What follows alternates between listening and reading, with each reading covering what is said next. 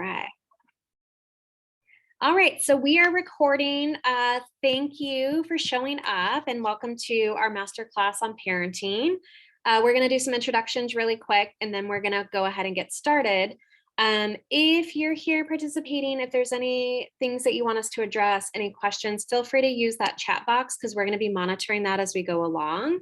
And then that way we can make sure we're answering any questions that you have specific to the topics of teens and tweens. Okay, so I'll start. My name is Minon. I'm a licensed marriage and family therapist. I love working with teens. They are some of my favorite clients to work with.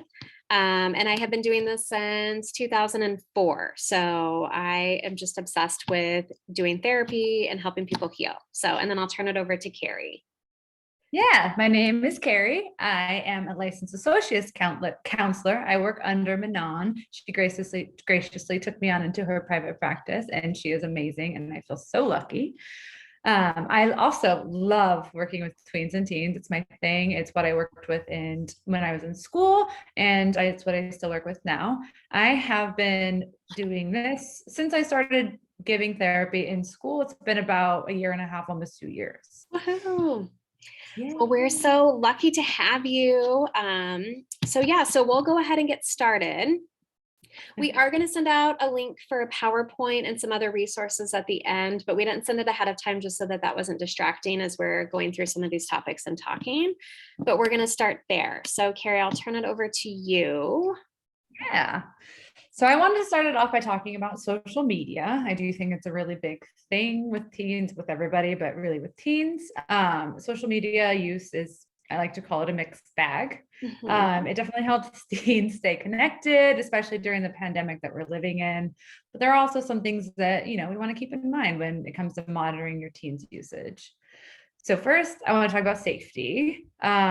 Things we know when teens post things like their address, their birth date, their school, the city they live in, or like the location services that are sometimes on these apps. It can give, real-time access to predators to locate your child, right? So just things like this, we want to keep very, very private or not, post at all. Again, whether the account is private or not, it's really easy for somebody on the internet who has internet usage is to create a fake profile. All you have to do is have an internet. So I just want to kind of talk about things to look for to make sure an account is real. Fake profiles usually have a generic photo. It's not usually a photo of somebody. It's usually a picture of something. And then if there's a questionable lack of content, if they don't have a lot of posts or no posts at all, again, red flag. The number of friends or followers that they have, if it's low or none, again, sorry about that.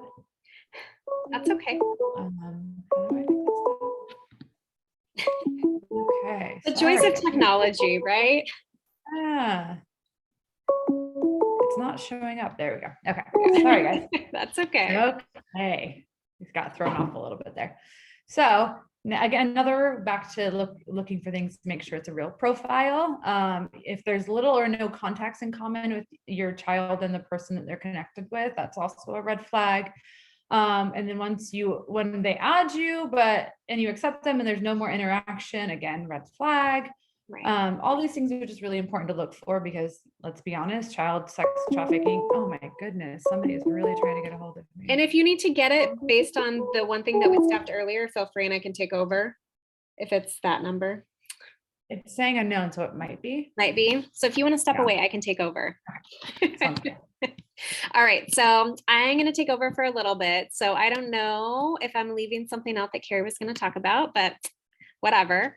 So you want to make sure that you're monitoring teens and tweens internet or social media accounts. So it can be on the phone, it can be on the computer. You want to make sure that you are monitoring what apps they have, what accounts they have, what are the restrictions on the accounts. So there are some phone-based apps that you have to be a certain age in order to register for the account. I had like a blank of words for a minute. So you have to be a certain age. And so there are parental controls automatically set. And there are some computer apps like meetup apps or friend apps, dating apps, that there are no age restrictions on it. So you can have a kiddo who is 12, 13, 14, 15 interacting with people who are 30. So you want to make sure that you're monitoring that and making sure that you're keeping your kiddos safe. You're probably thinking like, duh, we already do that. That's great. You are an awesome parent who is doing a really good job. We have some parents who pay no attention to what their kids are doing online, and that's a really big risk, especially with all of like the kid trafficking, all that stuff. Like we just want to make sure that kids are being safe first and foremost with their accounts. The other big trend that we have seen come up has been teens coming in or tweens coming into our sessions and saying, oh my gosh, I have borderline personality disorder because I saw somebody on TikTok and that's what they were doing. They were talking about borderline and I have all the things. So we want to make sure that we are having open conversations about safety, about mental health, about emotional health, all that stuff. And if they're bringing something to you, like let's say your kiddo brings something to you that they saw a TikTok influencer talk about bipolar disorder or anger or anxiety, ADD, like you name it, they bring it to you. The first thing that I would do is I would have a conversation with them about, like, okay, well, what makes you feel like you have that too? Like, tell me what you're experiencing. So you don't want to shut them down because they're probably getting some validation and some normalization based on the internet, whether that's TikTok, social media, YouTube, whatever it is, that's what they're getting. So you want to make sure that you're taking in that information that they're trying to give you. Be open to it, listen to it, know that they're getting, like I said, that validation, that normalization through social media, because more and more people are coming forward and talking on social media about mental health. And so TikTok has been great about that. Instagram, YouTube, you name it, like it's all destigmatizing therapy and mental health, which is great. Like we all need to do that. What I would pay attention to is that you don't want them to like mimic what they're seeing from other users or influencers. So that's where those questions come in of what are you experiencing? What are you noticing? Let's talk about it. Let's track it. Because they might see their favorite influencer talk about ADD and now they have ADD, right? Just like they would do with my favorite influencer has these tennis shoes and now I want these tennis shoes, or they have this phone, I want this phone. Same thing with mental health disorders. So you want to make sure that you're talking to them about that and just tracking it.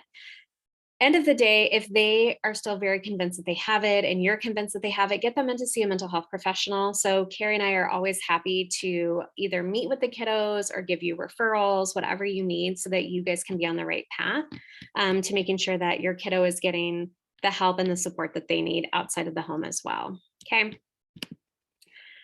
We're going to talk a little bit about developmental development of kids. So we're going to talk about a couple different developmental stages and how it is going to look in your kiddo. So we're talking specifically like 12 to 18.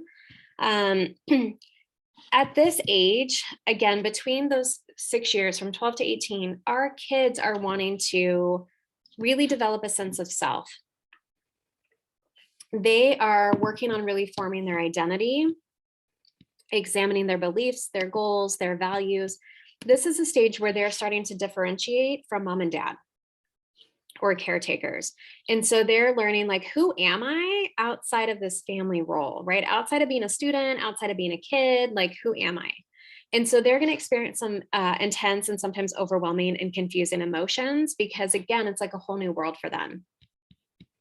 Almost as if they're 3, like 2 and 3 again, where kids are like at that age, at 2 and 3, and they're toddlers and they're learning like, oh my gosh, like I can move, I can touch things, I can scream, I can do all this stuff. Like that's what our teens and tweens are doing too. They are exploring this whole world. Okay. And so you want to make sure that you are helping them understand what they're feeling. So helping them understand their emotions, the thoughts, the feelings, everything they're going through. You're going to see some unexpected changes in your kids. And this could be they change clothing, they change like, you know, if they used to wear like lots of, let's say for girls, if they wore lots of like pinks and purples, they might go to like wearing all black, right? And they're going into like a more of like a darker face, right? I had a girl that I used to work with. She was a colleague of mine. She called it her dark stage, where she went very like, like gothic. And it was funny because she was like the brightest person that I knew. So it was hard to imagine her having that, but that was her experimenting. That was her finding her identity when she was a teen. So you're going to see changes in clothing, changes in appearance. So somebody who might have grown their hair long might chop their hair off. They might grow their hair long. They might want to dye it. They might want to change it. Their language is going to change a little bit. So you're going to hear more grown-up language. Physical growth, obviously kids during this age are going through puberty. So they're getting taller, their body's changing. They're going through a lot of changes. And that's sometimes really difficult for kids because they don't know what's happening to their body. Nobody's really talking about that out in the open. Or if they are, they're not having appropriate conversations. So I have a 12-year-old and a 15-year-old, and my 15-year-old in middle school, one of his friends, we had two really good friends. One went through puberty much earlier than my son or the other kiddo. And so they were asking him questions like, what's puberty like?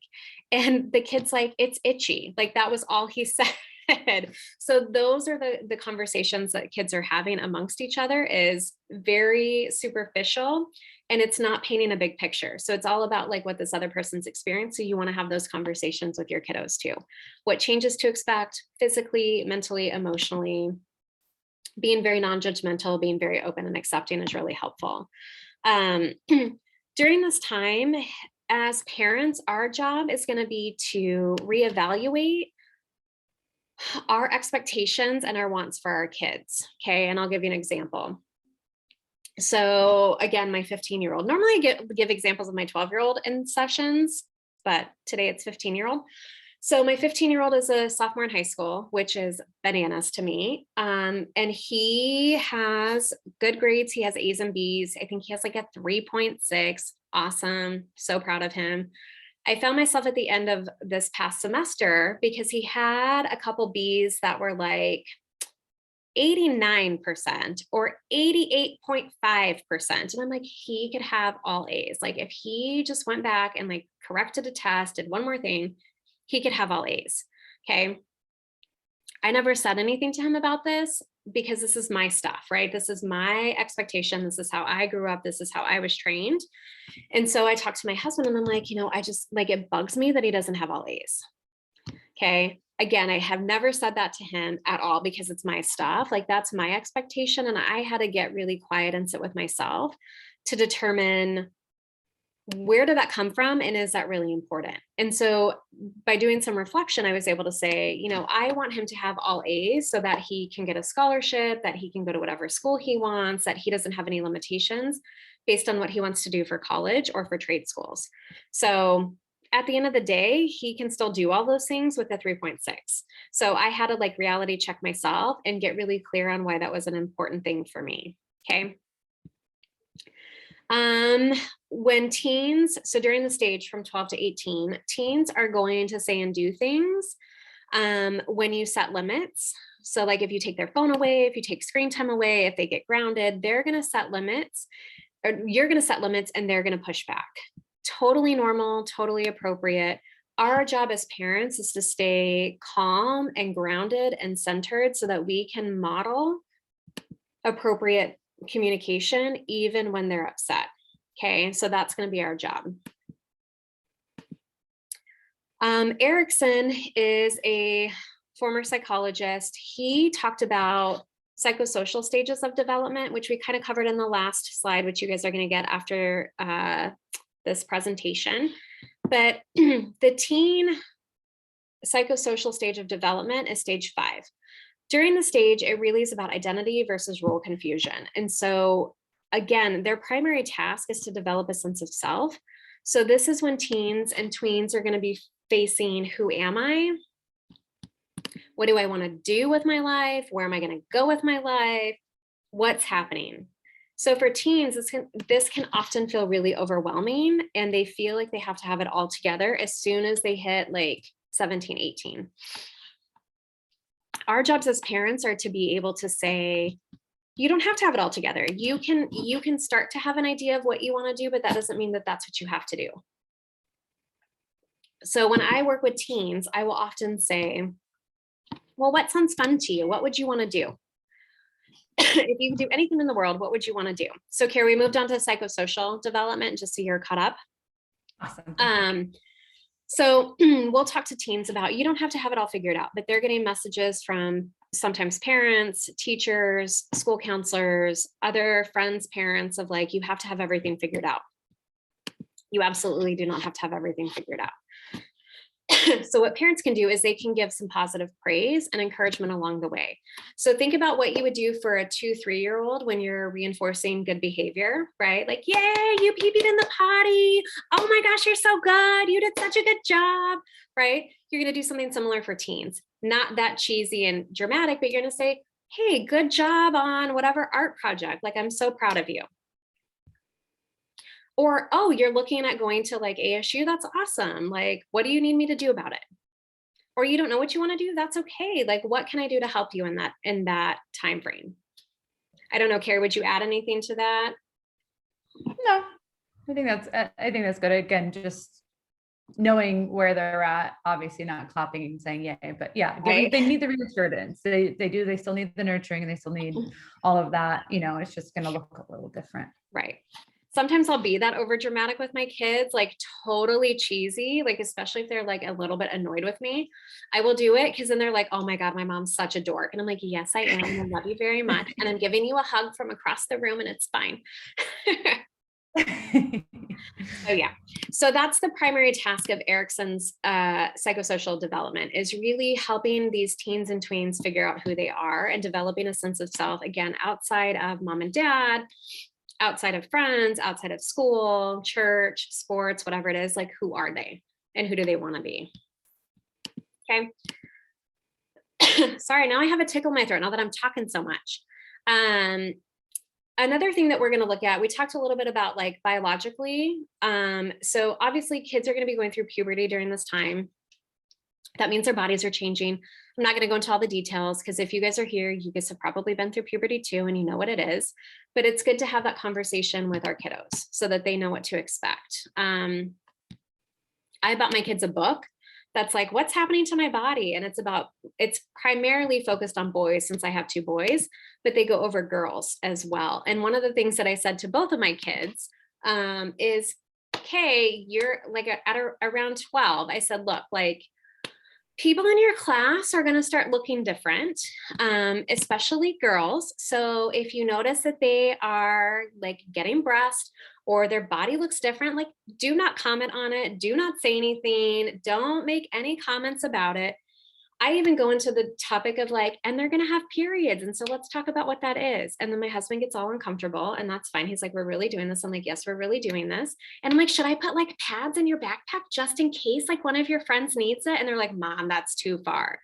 But I would rather them have all of the information and know everything than be shocked or hear something and think that they know what it means and they don't know what it means. And so I like over communicate that stuff, even about the opposite sex, because I don't want them to say something or do something that is totally inappropriate because they don't have any awareness that it's inappropriate.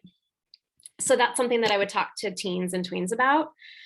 Psychologically, they are being able to start thinking more abstractly and have more complex thinking. So that's where when we start to set limits, they are going to push back a little bit more. They're going to argue. They're going to try to reason. They're going to try to find loopholes. That's just a really great sign that their brains are developing exactly how it needs to develop. Okay. And then socially, it is going to look like they are branching out. They're having more friends. Their friends become more important than their parents at this point, where they're going to their friends for feedback, opinions, guidance, whatever, not so much to us as parents, which is like heartbreaking, but like also totally developmentally appropriate. So what we can do as parents is continue to have that safe relationship that's non-judgmental and open, so that then they can come back and say, you know, so-and-so said this, but like, it sounds weird, or I don't know what to do about it, that we're the safe place that they can talk to, right? Or, hey, I got invited to this party. I don't know that I want to go. Can you come and pick me up? Or can you make up an excuse for me not to go? Right? So I tell my kids, like, if we ever go anywhere, even if it's like as a family and you don't want to be there anymore, send me an emoji. Send me any emoji. I know that that's cue for we need to get our kids and we need to go home. And I will make up an excuse of like, I don't feel good, or I have to get up early the next day, or I got to go check the dogs, whatever it is. But that way they don't have to put themselves in a vulnerable position. The other thing to think about with social is so much of it is online. So much of their socializing is through group texting, through Snapchat, through TikTok, through all of these other electronic modes. And so sometimes parents will want to consequence kids by taking their electronics away. Totally okay. But know that when you're doing that, you are limiting all of their access to all of their friends, especially during COVID when kids were only meeting this way through Zoom and parents would take that away. It's like our kids would spiral, right? Clients that we would see would start to spiral because they're like, I don't have any other way to talk to my friends, right? We're not going to the same park. We're not at the same school. Like I don't have any other contact. And we would see a rise in depression and a rise in self-harm. All right. So we're going to talk about common stressors, and Karey, please jump in at any point if I'm like leaving something out or if you have anything else to add. Some common stressors are going to be in middle school, it's going to be puberty and physical development. Again, what's happening to my body? Why do I look different than my friends? Like, why are they so much taller than me? Why haven't I grown? For girls, it's going to be, when do I get my period? When am I going to have boobs? Like, what does this mean? Am I going to get my period at school? There's a lot of fear around that. Fitting in with friends, you're going to see that with both middle school and high school, fitting in with friends. With middle school, there's also going to be that common stressor of adjusting to a new school or expectations. And another stressor is going to be relationship with parents. High school is going to be fitting in, who's my group. Transitioning to adulthood, what am I going to do after high school? Romantic relationships, and then relationships with parent and family. Remember, because they're differentiating, okay? So Karey, I'm going to let you talk about independence for a minute. Yes, let's give you a break. Yeah. Thank you for taking over for me. Sorry about that. No problem. I'm going to turn off my camera while I fill up my water, but I'm still here, okay? Absolutely. Okay. All right, so let's talk about the independence part of all of this. And I'm sure some of this stuff is going to be reiterated because it needs to be reiterated, but independence is a really, really big thing for 13 to 18-year-olds. You know, achieving independence is a necessary part of the journey into adulthood, and it comes with a lot. So some ideas are explore opinions and ideas with your teen, right? They're going to be they're again differentiating, like Minon just said. They're going to be differentiating and trying to figure out who they are and what they want in this world, and who they are separate from their family. Again, that differentiation, you know. And also talk about your own feelings and opinions and share with them calmly, but also let them know that it's okay to have differences in opinions and emotions, right? Because it's easy. I find that it's easy for parents, or it's natural for parents, to think their child is just like them, or is going to turn out to be just like them, but they are their own unique, beautiful little being, and they will likely have some differences, and that's okay. Also, conflicts, they will arise.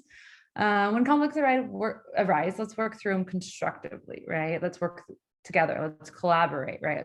Collaboration is a really big thing right now in this age. You know, you got to work with them, and because you're giving them a little bit more, I guess, power, for lack of a better word, than they had before, right? Because they are becoming an adult and they're on this journey and they're craving these changes. And, you know, again, developmentally, it's very appropriate. So make sure, again, give your child space to speak, acknowledge them when they speak, and work through these issues and mistakes with them, and give them the space to do this on their own. Also, before we like to, I noticed a lot of parents and people in general, we want to offer solutions or, you know, advice, you know, when people are sharing how they feel or exploring ideas, we want to offer like solutions and guidance. And sometimes, you know, most of the time people just need the space to speak. They aren't just looking for help, right? Sometimes the help is just being there and the reassurance and, you know, allowing the space. Again, remember, I know Minon has been touching on this, teens are figuring out their own identities. They're finding this place in this world, and that comes with needing to have more control over things like socializing, their behavior, and their appearance. So just, and also give them a chance to practice being responsibly independent, right?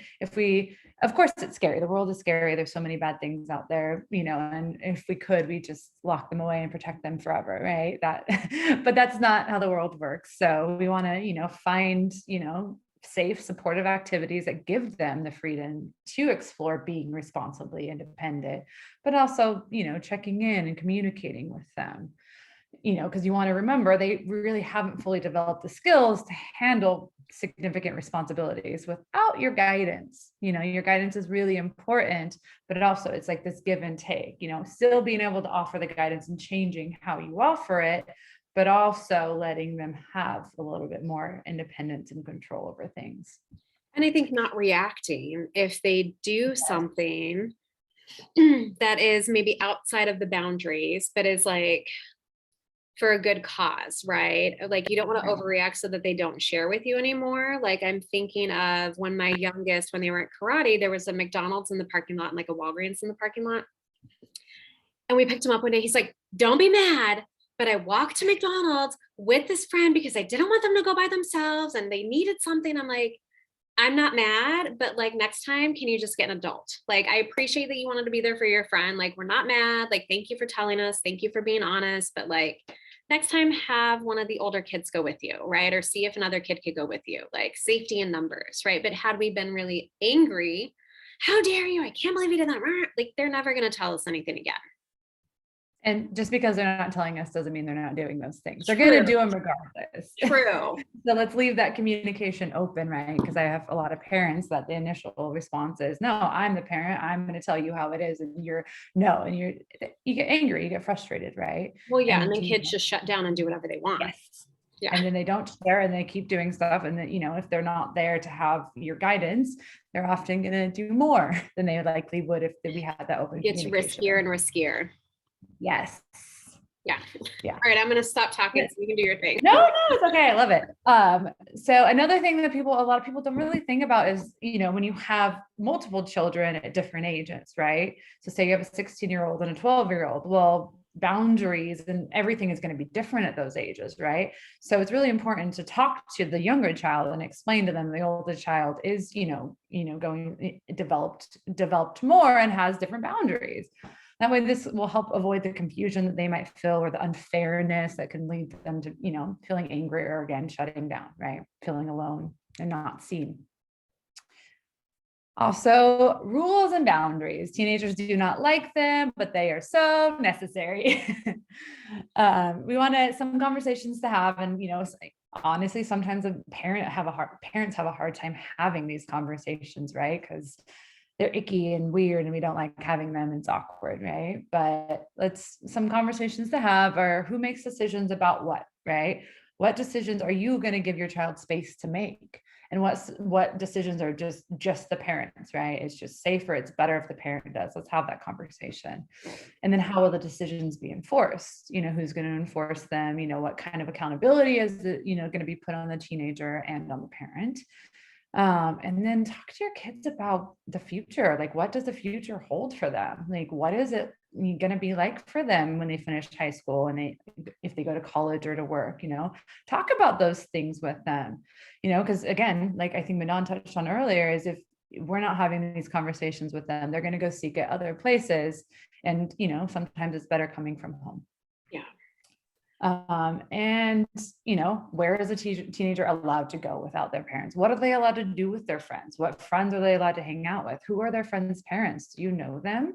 Is it just a friend from school that you have no idea anything about? You never know what's going on. So just check get their parents' phone numbers, a quick text, check them out, make sure they're really their parent, and like, how are they getting there? Who's driving? It's a big deal. Like, who's driving? As teenagers start driving, and sometimes there's a lot of teenagers in a car and they get distracted, right? Who's driving? That's really, really important. Right. And then smoking, drinking, drugs, and sex. Those are the harder ones, I think, that parents struggle with a little bit more, the more awkward conversations to have.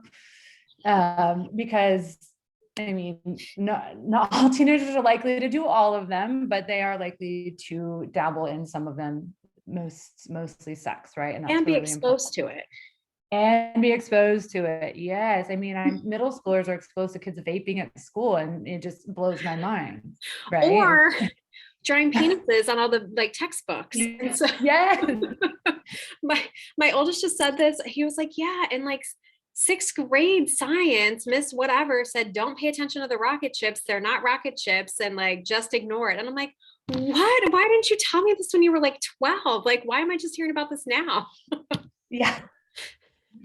Yeah, because kids will get away with it. I remember this isn't, my niece, when she was in middle school, she came home and made a facial thing with her fingers in her mouth, and he said, "Mom, what is this?" Because she didn't know what it was. And I was like, how are people even doing this at this age? I think she was like 11 or 12. And how did they know? Right. That they're getting exposed to so much, especially with like social media and friends with older siblings or whatever. Yeah. So that even if they're not doing it, they're seeing it, they're hearing about it, they're getting exposed to it. Yes, absolutely. Yeah. And, I know what was probably programmed into us as children is abstinence is the only way. I think we've since learned that preaching only abstinence is probably not the best way. I mean, we have to keep in mind hormones. Kids are going to be, have feelings for other people, and their hormones are going to be driving them to do things. So just talking about safety, if you are going to try and do these things and, have sexual interactions, let's talk about what's safe. Yeah. Right. And, if you are, if your teenage daughter is, wanting to have sex, let's talk about birth control options, right? And condom usage and things consent. like that. Yes, and consent. We're going to get to that in just a little bit. Like, I think that's the next slide. It's like all kinds of sex and sexuality and all kinds of fun stuff. So, yes. And then another one is money. Talk to your kids about money. What is their relationship with money? What messaging have they gotten from you that you might not know that they have gotten? right. What is their relationship with money? What does money mean to them? Talk to them about that, because so many times money, again, is one of those taboo topics that it's not talked about. And then kids grow up not knowing and not having a relationship with money, a healthy relationship with money. Yeah. Yeah. Another thing that just comes up as we're talking about these, like independence, one of the biggest trigger points from teens and parents, and Karey, you can probably jump in and say this too, is around grades. Yeah. Right. And I know I shared the example earlier about like me having to get my stuff under control and like not shame my kid for having a 3.6.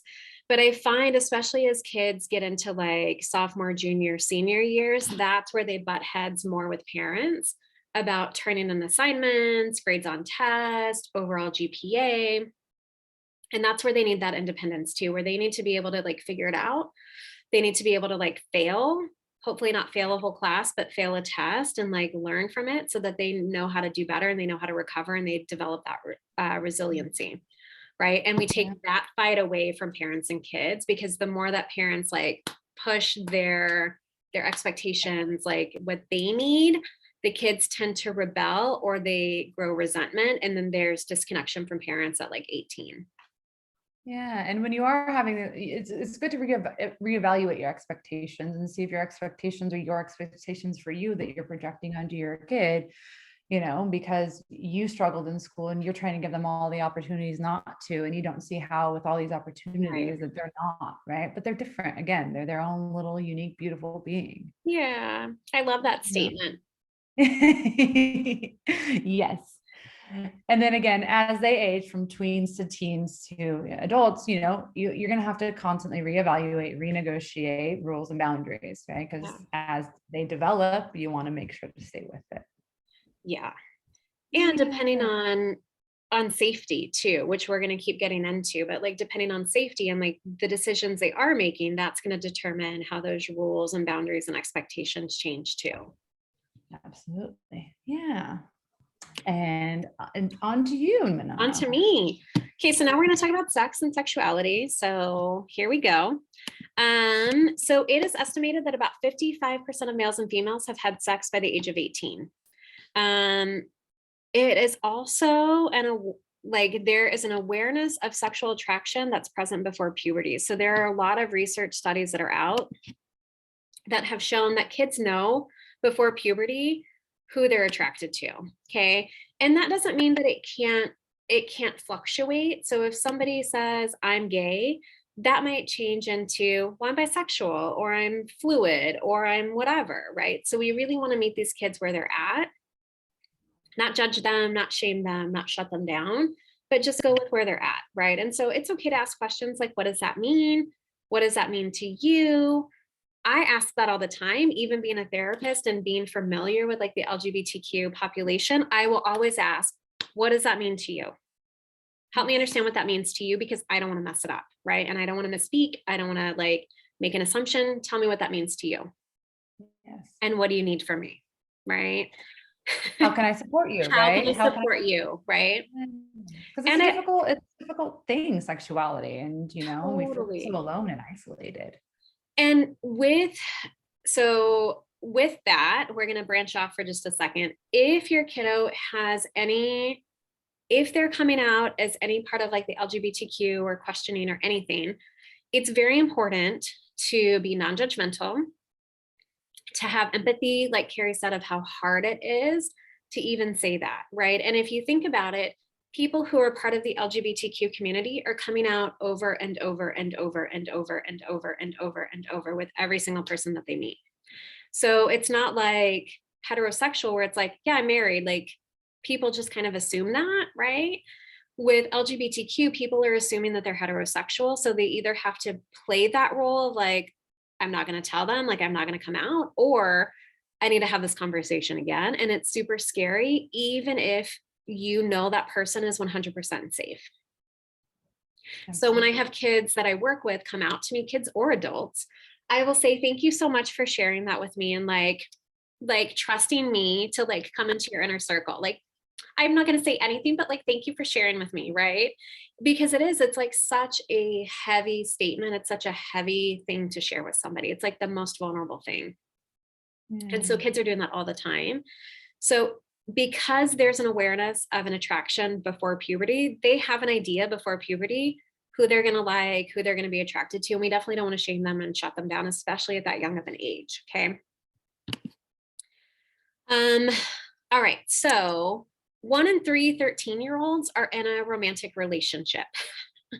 So it's important that we talk to our teens and tweens about healthy sexual behaviors in a non-judgmental way. So we need to talk about sex. We need to talk about consent, safety, protection, and the emotional maturity that's needed, along with consequences of not following consent, protection, safety, all that stuff. Like we need to have some really hard conversations. So when I had the sex talk with my oldest, yes, I had it, not his dad, because his dad gets very uncomfortable about anything that's like sexual or body related or whatever. Like the kids asked what puberty was, and he like was so embarrassed and turned bright red. So I had the sex talk with the 15-year-old. I think he was 14 at the time. And I said, okay, we're going to have a really awkward conversation for about 15 minutes. Okay. So you tell me when you want to do that. And I will be ready. Meanwhile, my whole insides are cringed. And I'm like, oh my God, I can't believe I have to have this conversation. Like I'm stressing out about it, right? Because I don't want to mess them up. I don't want to traumatize them. I don't want to make it super weird. But I'm like, all right, we're going to have a really awkward conversation for about 10, 15 minutes. Then we're going to be done. And then we're going to probably have that conversation like multiple times because more questions are going to come up. Okay. So we went in, I had the sex talk. I said, do you have any questions at the very end? He's like, I think he asked about Impractical Jokers. Like, is that what they talk about on Impractical Jokers? I was like, yes, that's what they talk about on Impractical Jokers. Parent of the Year award right here. And then we joked about how awkward it would be if his dad was in the room and like how uncomfortable he would be. But what I told him was I said, look, I want you to hear it from an adult that you trust than to hear it from like your 14-year-old friends. Because there's so much more that goes into it than just the body stuff. And I said, and you're going to have questions. Like, as you get older, you're going to have more and more questions. Please come to me. Like, you're going to hear things from people and you're going to be like, what is that? Or they said that this means this. Like, is that what that means? And I want you to be able to come and talk to us. Okay. Mm-hmm. And just staying really calm and really neutral. Yes. So that was my awkward sex talk with my oldest. We haven't talked about it again. I'm sure there will come a time where we're going to have conversations about it. And I'm going to have a conversation with my youngest soon because he's going to be in middle school next year. But when I talked to him, I talked about protection. So making sure that you're like using condoms, don't rely on the other person. Like you have to take care of yourself. And here's what consent is. And here's like when consent is not appropriate. So if somebody is under the influence, right? If they're drinking, if they're high, consent's out the window. If they are like, let's say out of it from other reasons, like dehydrated or whatever, like consent's out the window. So you always have to make sure that the other person is a willing participant. So we talked about that, right? So I talked about all of those things, and then talking about healthy sexual behavior. So it is totally normal to have sexual urges at that age. It's normal to want to masturbate at those ages. It's normal to like feel awkward about it. Like all of it's okay, but let's have those conversations and let's put it out in the open. That doesn't mean that that's going to make them go do that. What that means is that we're now a safe person to talk about it. And you normalize it, right? Right. We're normalizing it. Mm-hmm.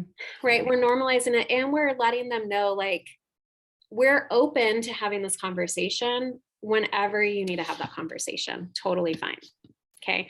Even if on the inside I'm cringing just a little bit, even doing what I do. That's fine. Other risky behaviors are going to be substance abuse and self-harm. Okay. So substance abuse has increased by about 61% in eighth graders from 2016 until today. More than half of teens have used alcohol or drugs at least once in their lifetime. The common substances that are being abused right now, it's always changing based on what's cool and hip and whatever the trend is. But right now it's vaping, alcohol, marijuana, and then any products that are laced with fentanyl. I couldn't say that. So with that, we want to have conversations with our kids about safety. Bye, Beth. We'll send you the video. So thank you. With substances, you want to have conversations about this. This is what these are. Right? That was not even good grammar. This is what alcohol is, or this is what weed is, or this is what vaping is. And here's the potential consequences, right? And we want to be very real about what that is. And so having open conversations about whatever it is, right? Again, letting them know that we're a safe place and we're open and supportive of them. We also want to talk to them about with substance abuse, not that we're ever condoning substance abuse and saying that it's okay, but knowing that kids are going to go to parties and they're probably going to drink, they're probably going to smoke, they're probably going to dabble in different things, helping them make good decisions about who it's safe to take it from, how to protect yourself, how to stay safe. I say this all the time to my like teenage clients that are females. Not that I'm encouraging them to go out and drink or do drugs. Like, I'm just going to be very clear about that. But I'm like, look, like if you're choosing to do that, make sure that you have a friend with you. Make sure that you're not drinking something that some random person gave you. Like, bring your own stuff. Or if you go to the bathroom, have somebody watch your drink, right? Because we don't want them to get roofied or drugged or anything like that. So helping them, like giving them all the information so that they can make the best decision for themselves. Exactly. Yeah. I have a client who, she's a teen and she drinks, but it's her rule. She always has a friend, and one friend is always not drinking. Right. Okay. So one friend's always the responsible one, and they take turns. Yeah. But I don't love that they're drinking, but I love if you're going to do it. They're protecting themselves and they're trying to do it as safely as possible. Right. And I always talk about like, don't drink and drive. Don't drink and drive. Arizona law suck. Don't drink and drive. Call an Uber. Do whatever you have to do. Don't drink and drive. Uber is so easy. Don't drink and drive. Arizona law suck. Like, don't do it. Yeah. That's where I like put on my mom hat, and I'm like, if you're gonna do this, please don't drive. Like, do anything else. And then self-harm. So self-harm is just anytime someone harms themselves on purpose. This is more common in females than males, but usually consists of cutting, burning, or biting. You're typically going to see warning signs of if they're wearing like really long sleeves in the summertime, right? Or like long pants, because sometimes it's going to be on their arms. Sometimes for girls, it's going to be up on their thighs, like closer to their hips, right? Where it can be hidden like under a swimsuit or short shorts or whatever. You might also see lots of bracelets, right? All up their arm. Yeah. So you just want to, pay attention. If there's like a drastic change like that in your kid, I would ask like, is everything okay? Or what's going on with all the bracelets? Why are you wearing long sleeves? What's happening? I'm worried about you. I'm worried that this is a sign that you might be hurting yourself. Have the conversation. It doesn't mean that they're going to start doing it because you bring it up. And that's usually the fear. Like if I bring up suicide or self-harm, they're going to do it. No, what that means is that you're opening the door to have some hard conversations that they might need to have. Okay. If they are self-harming, what you're going to want to do is you're going to want to remove anything that could be a weapon. So any lighters, any like sharp objects. I'm even thinking of like cords. Like sometimes you might take cords out of their rooms, like chargers, things like that, so that they can't use that as self-harm or like burning. If they take medication, you're going to want to monitor their medication. So you're going to want to make sure that you have that locked away for you and you're giving out one pill at a time, making sure they're taking it. If it gets really, if you're really like scared, if it's really extreme, if it's really intense, get them in to see a professional. And we're going to have some crisis numbers at the end of this that can help direct you in that way. All right. And then communication. So we want to listen, we want to validate. Validating does not mean that you have to agree with them, but what that means is that you are honoring and acknowledging their point of view, their experiences. Okay. So you want to validate, you want to show trust in them. Again, we've been talking about this the whole time. Show that you trust them, give them freedom when appropriate, be realistic and honest, praise them. So again, not the over dramatic, like, hey, you peed in the potty, but like, hey, I'm proud of you for whatever, getting promoted at work, or you did a good job on that project. Like that was awesome. Good job. Manage your own emotions. So it's really important that as parents or caretakers or healthy adults that are in a relationship with teens, so whether that's a family relationship, aunt, uncle, mom, dad, grandma, grandpa, whoever, you want to make sure that you're managing your own emotions because they're going to model and mimic what you do. And if you're losing your cool, how do we expect them to do that, right? Because they're still growing and learning, like their brains are still developing. We have to show that. Make sure you're having fun together. So it can't always be like business and like serious, like you have to go out and have fun. And that might mean that you're doing something that they want to do, like playing a game, playing a video game, watching some videos on TikTok or movies or whatever, doing all of that. Okay. So do that with them so that you have that fun part of the relationship too. And then have regular check-ins. So for teens and tweens, parallel conversations work best, which means that they're right here, right? We're not face to face. We're sitting by each other, or we're on a walk, or we're in a car. That way they don't have to look at us, right? That makes it much more comfortable for them. I don't recommend doing it in a car because then they're trapped. But if you go for a walk, right? Or if you go and just sit down next to them and have a conversation, sometimes that's more comfortable for kids to be able to open up and be real. Okay. And then we're going to have crisis numbers. So there's a warm line that people can call, or teens can text. So we're going to have all that. And then we're going to have a crisis number that you're going to get as well. If you guys have any questions, anything that we didn't cover today that you want us to cover, please, please, please send me an email. Feel free to email the one that I sent you the link. And yeah, and we can do more of these. So Karey, did you have anything else that you would want to add? No, I think we did good. I guess I was waiting for questions, and so we'll wait for those to come when they come. Right. Yeah. Anything that I feel like we rushed through it at the end because there was like so much information, but I'm wondering if there was anything else that we should cover. I really liked when you, I don't know, I was going to say it, but I didn't because we're at the end, like have fun together. Right. But when you said doing things that they want to do, something that really came up for me that I think I was going to speak to earlier in the slide that I missed, was that parents are reevaluating their, need to, they don't usually want to, and it's not natural to them to reevaluate their, changing child and, wanting, like, why don't we used to always do this together, and now they don't want to do that anymore. And they get so stuck on that. They're not like, wait, well, my child's changing. And, so in some form, so many parents, when I have conversations about their tweens or teens, it's just like, where did my little boy or girl go? And it's just like, they are evolving and developing into a more mature adult. Yeah. And so you got to meet them where they are. I love that. And I think parents forget that or have a hard time because it's like we remember them as like these little babies or like these little toddlers that just like loved us to pieces, right? Mm-hmm. And now it's like, I miss that. Like I miss like cuddle and like hanging out and like watching movies and whatever. But it's like I love like adapting and growing with them. Yeah, and they're still there. They're just again, adapting, growing, and evolving, and developing. They're still there. They didn't And sometimes disappear. too cool. Yeah, they're just going through a really, really difficult, awkward Right. stage. Well, and that goes back to like, who am I, and differentiating, and like, maybe I want to Yes. give my mom a hug, but is that the cool thing? Like, what are my friends going to say? And am I going to get made fun of? And like, what's going to happen? And so it's like, okay, bye, like, peace out, like, don't touch me. Yes. Right. And not taking anything personal as parents or caretakers, because it isn't personal. It really is all about them growing and evolving and adapting and changing. So Yeah. And I like to remind my parents, I'm like, I joke, I'm like, I don't really like the memory of that time of my life because it was so awkward and all of the my things God. that came with it. So it's so easy to forget what it's like, right? It is so easy to forget what it's like because we Yeah. choose to put it out of our mind and not think about it. Thank God, right? Yes. Thank God we're past it, right? And we have Right. the ability not to go back unless we choose to go back to those memories. Yeah. Oh Yeah. my gosh. That's such a good point. I love that. Oh my gosh. Well, I'm glad we got to do this today. I'm going to stop recording. So I'm going to go ahead and stop.